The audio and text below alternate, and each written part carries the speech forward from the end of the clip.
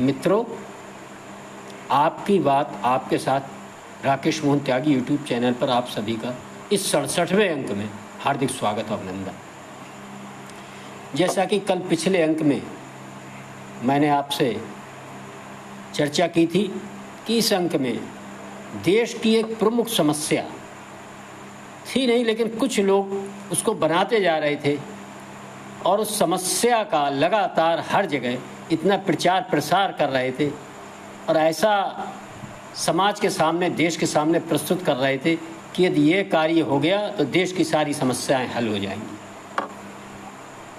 मित्रों, पिछले चुनाव से आप सब देख रहे होंगे, जाति गणना शब्द का विपक्षी दलों ने एक बालक बुद्धि नेता राहुल गांधी के नेतृत्व में, उनका नेतृत्व के अंतर्गत अभी नए नए आए समाजवादी पार्टी, राष्ट्रीय जनता दल जैसे अन्य विपक्षी दलों ने भी ये राग अलापना शुरू कर दिया था। और ये बिल्कुल उसी तरह था जैसे कि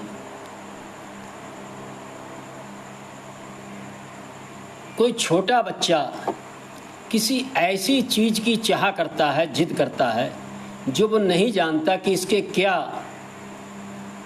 अच्छे परिणाम हैं और क्या बुरे परिणाम हैं, और लगातार जिद करता है, रोता है, पीटता है। हम सब देखते हैं, धरती पर लौटने लगता है कि नहीं, मुझे यही चाहिए। लेकिन एक समय ऐसा आता है, उसके रोने, पीटने, चीखने, चिल्लाने के कारण माता पिता भी सोचते हैं कि चलो इसको ये चीज़ दे ही दो, स्वयं इसकी समझ में आएगा कि ये कितनी अच्छी है इसके लिए और कितनी खराब है। मित्रों, इसी क्रम में ऐसा लगता है देश के विभिन्न राजनीतिक दलों और देश के ही नहीं, संसार के सबसे बड़े एक सामाजिक संगठन राष्ट्रीय स्वयंसेवक संघ ने भी केरल के पलक्कड़ में जो अपनी राष्ट्रीय अधिवेशन हुआ था, उसमें ये निर्णय लिया और सरकार से प्रखरता से मांग की कि जाति व्यवस्था का गणना की जाए और इसका उपयोग केवल गरीब, दलित, शोषित वर्ग का उत्थान हो, ना कि केवल राजनीतिक कारणों से ये किया जाए। और इस घोषणा के परिणाम स्वरूप जो विभिन्न राजनीतिक दल इस जाति गणना की बात कर रहे थे, वह इसे अपने विजय के रूप में देख रहे हैं और देखना भी चाहिए। यदि किसी भलाई के लिए लोकतंत्र के अंदर कोई मांग उठाई जाए, उस भलाई के ही लिए वो किया जाए, तो एक अच्छा कदम है। लेकिन इन जो लोग लगातार जाति गणना की मांग उठा रहे थे, मैं आप सबके समक्ष ध्यान में लाना चाहता हूं कि यह जातिगत गणना 1901 में सबसे पहले अंग्रेजों ने की थी। उनका उद्देश्य यहाँ के समाज को बांटकर फूट डालो राज्य करने की अपनी नीति तैयार करना था। वो काफ़ी हद तक इसमें सफल हुए।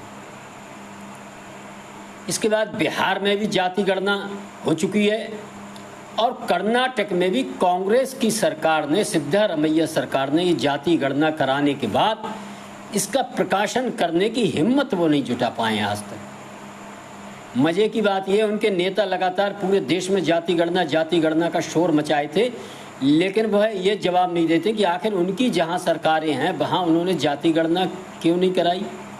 राजस्थान में भी उनकी सरकार रही थी, इस समय कर्नाटक में भी है, हिमाचल में भी, और कर्नाटक में वो करा भी चुके हैं। लेकिन आखिर उस जाति गणना की जो रिपोर्ट है उसको प्रकाशित करने का काम क्यों नहीं किया। और मित्रों, बहुत से लोगों को आपको याद होगा कि मनमोहन सिंह की सरकार, जो सोनिया गांधी जी के नेतृत्व में, उनके निर्देशन में चला करती थी, उन्होंने भी आर्थिक सामाजिक गणना हजारों करोड़ रुपए खर्च करके इस देश में कराई थी। उस गणना के आधार पर उन्होंने क्या परिवर्तन इस देश के अंदर लाने का काम किया, इसके बारे में बताने की बात नहीं करते हैं। मित्रों, इस जाति गणना से कैसा एक समाज के सामने, देश के सामने एक पिटारा खुलेगा, ये अभी भविष्य के गर्भ में।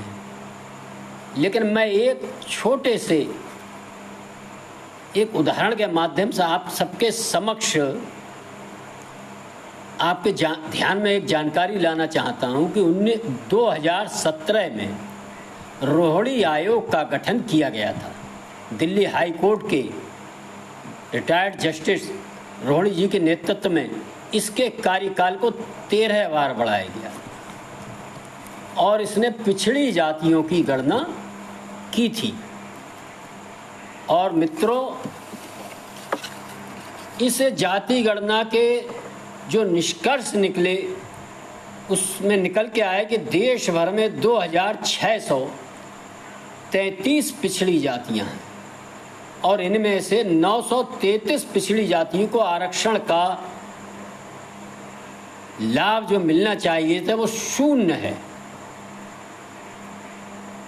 और 944 जो जातियां हैं पिछड़ी में अति पिछड़ी, उनको पढ़ाई शिक्षा नौकरी में मात्र 2.68% लाभ मिला है।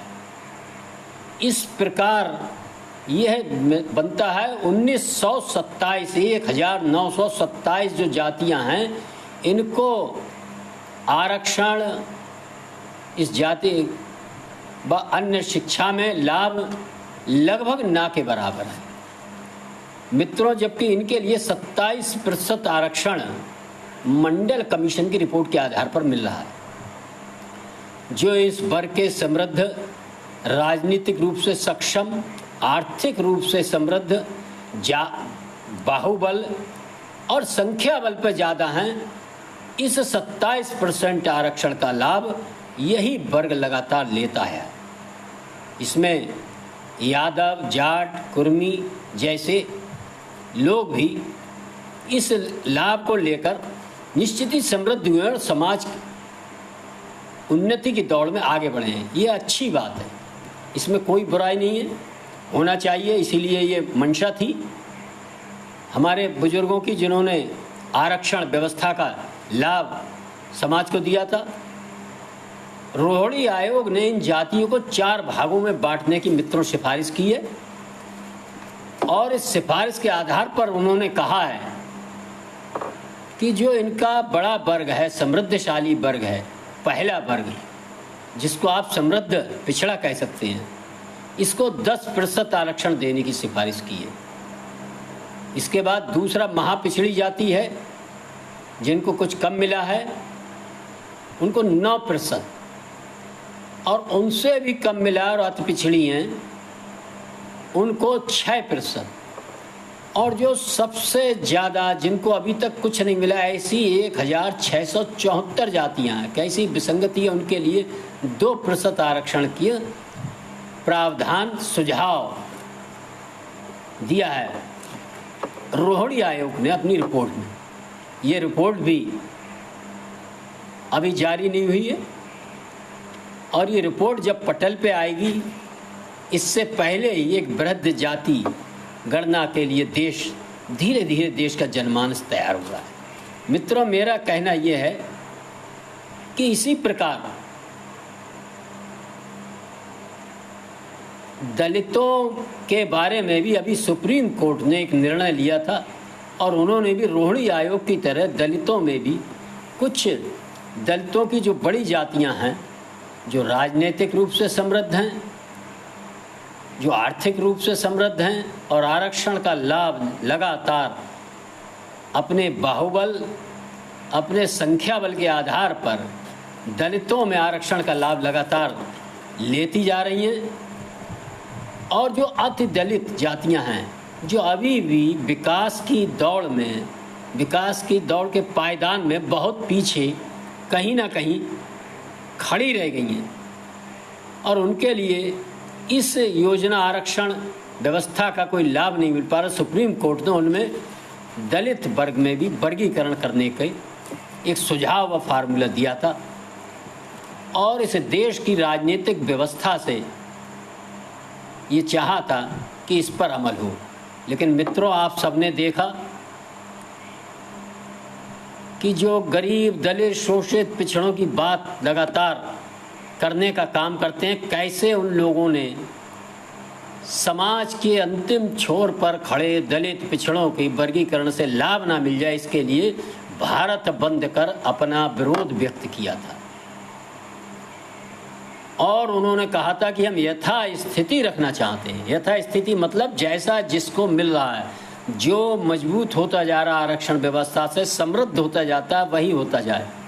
बाकी जो पिछड़ गया कुचल गया, इसको इन लोगों ने दबा दिया, वो दबे रहें, कुचले रहें, पीछे खड़े रहें, उनको योजना का किसी प्रकार आरक्षण व्यवस्था का लाभ ना मिले, इसके लिए इन लोगों ने लगातार इस सुप्रीम कोर्ट के निर्णय का विरोध किया है।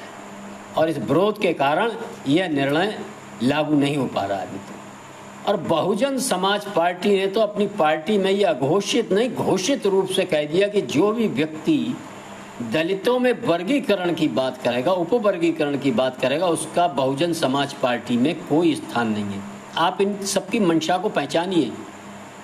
ये परिवारवादी, जातवादी, यथास्थितिवादी अपने राजनीति का एजेंडा सारे पिछड़ों के आधार पर, सब दलितों के आधार पर चलाने का काम करते हैं। जब 5 बार अखिलेश जी की पार्टी को मुख्यमंत्री पद मिलने का सौभाग्य हुआ तो उन्हें कोई पिछड़ा याद नहीं आया, कोई और बाहर का यादव भी याद नहीं आया। उन्होंने केवल और केवल अपने परिवार के लोगों को ही मुख्यमंत्री पद पर बैठाने का काम किया।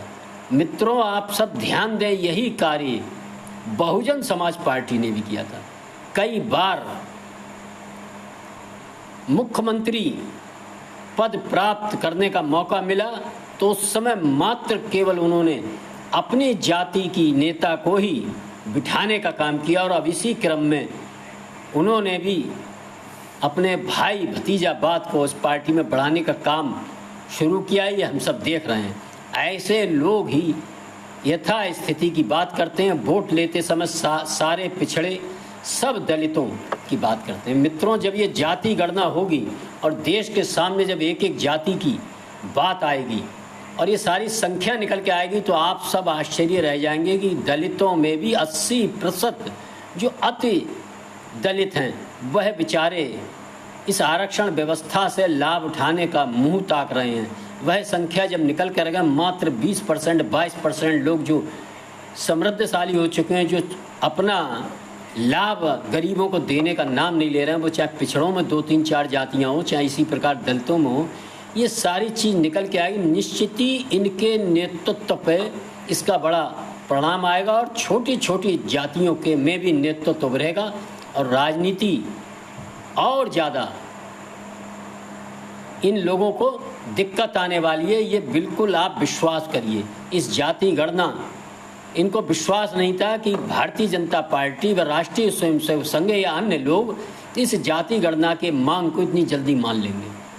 ये मांग पूरी होते ही इन लोगों की, पिछड़ों पर राजनीति करने वालों की, दलितों के नाम पर राजनीति करने वालों की कलई खुल जाएगी कि ये कितनी बड़ी संख्या में और कितने लोगों का प्रतिनिधित्व करते हैं। इन्होंने इतने दिनों से सत्ता में रहते हुए आखिर क्यों नहीं आज तक उन लोगों की लाभ पहुंचाने का कोई व्यवस्था की। और जब सुप्रीम कोर्ट व अन्य स्रोतों से ये मांग उठ रही है तो उसका कैसे विरोध करने का दुस्साहस ये लोग कर रहे हैं, ये सारी व्यवस्था खुल के आ जाएगी। हम सबको, इस वर्ग के लोग जहाँ भी हैं, जैसे भी, इस मांग की समर्थन करना चाहिए। सरकार से भी मांग करनी चाहिए कि वह इस व्यवस्था को लागू करे वर्गीकरण का, जिससे कि उन लोगों को भी इन योजनाओं का लाभ मिले। मित्रों, मेरा इन सबके व्यवहार को देखकर, खास तौर से बहुजन समाज पार्टी हो, दलितों के नाम पर, पिछड़ों के नाम पर जो देश की विभिन्न राजनीतिक पार्टियां जो अपना नेतृत्व लंबे समय से थोपने का काम कर रही हैं, मेरा उनके बारे में रहीम दास जी का एक दोहा याद आ रहा है जो मैं आप सभी के समक्ष दोहराना चाहूँगा। रहीम दास जी ने कहा है, बड़े बड़ाई नह तजें लब रहीम इतराय, राय करौदा होत है कटहर होत न राय। इसका भावार्थ यह है कि बड़े लोग, यदि वास्तव में राजनीतिक दल बड़े होते मन से, तो अपनी बड़ाई नहीं तजते, कभी अपनी इज्जत नहीं छोड़ते हैं। और छोटे लोग, कुछ छोटे जो जरा कुछ बढ़ जाते हैं, वो बहुत घमंड करने लगते हैं। जिस प्रकार राई और करौंदा तो एक हो जाते हैं, लेकिन कटहल और राई कभी एक नहीं हो सकते मित्रों। कटहल और राई कभी एक नहीं हो सकते। जब ये जातिगत गणना के परिणाम आएंगे तो आपकी समझ में आएगा कि कटहल कौन है और राई कौन है।